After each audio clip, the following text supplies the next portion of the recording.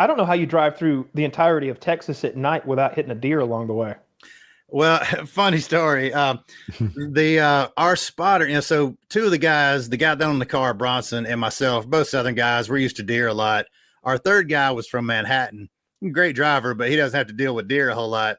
So the first leg out of Jacksonville, he is on these gyro stabilized binoculars. So he is looking like in the lane of travel, mile and a half down the road. Oh, Bronson's driving. I'm in the back getting some rest for my turn up at the wheel.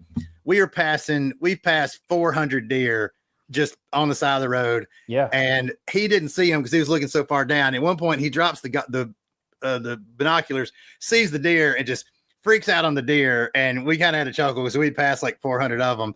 For deer and stuff like that, at those speeds, if you swerve, you're going to crash. Yeah. So you just got to run the numbers. At 200 feet a second, if that deer hops into the lane of travel, you're going to hit it before you can even lift your foot and hit the brakes anyway. So you'd be better off ducking than anything else. Exactly. That's the rule. We just hold the wheel steady. And if you hit one. But honestly, they're pretty smart. We left at midnight in Jacksonville to try to keep that single day thing going on. Left at midnight. Sun was coming up just as we got to Texas. So we did most of that in the daytime. But yeah, we got really lucky. We didn't really have any deer encounters. And I've done, 30,000 miles of this stuff over the years. I've never had a deer issue. I mean, we see them, but on the interstate, they're pretty savvy. Back roads and stuff, they're not so used to cars, but the highways too. I was on a highway in Texas driving at night, and I've never seen so many deer. I've never seen so many deer. It would be herds of deer. And in Georgia, you'll see like a family of deer is what we would call it. It'd be like 5 deer. And most of them are juveniles.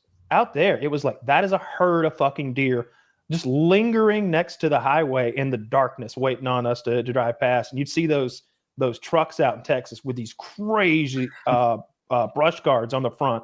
And some people, like, it'll be like it's like custom made, and they'll say Annihilator on the front, or like the Deer Destroyer or something. And they'll make it like bladed and stuff. So when they hit a deer, it fucking explodes. I saw a motorcyclist hit a deer one time. He was going fast. I don't know how fast. Call it 80 plus. And he cut the deer in half.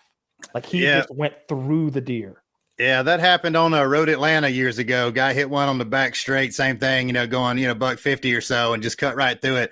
Yeah, there's this weird kind of physics to it. Like if you hit it at 70, it'll take you out, but it's like a karate chop, some Bruce Lee stuff. And you ride motorcycles as well, correct? So I mean, I know deer are an extra concern on your end. I know they've scared me a few times. Well, you'd be surprised. I've hit a deer and a pedestrian on a motorcycle, and a buddy of mine hit a pedestrian as well. And believe it or not, the motorcycles, when a bike's moving, you've got what's called gyroscopic precession, which is the wheel spinning kind of creates this gyro effect.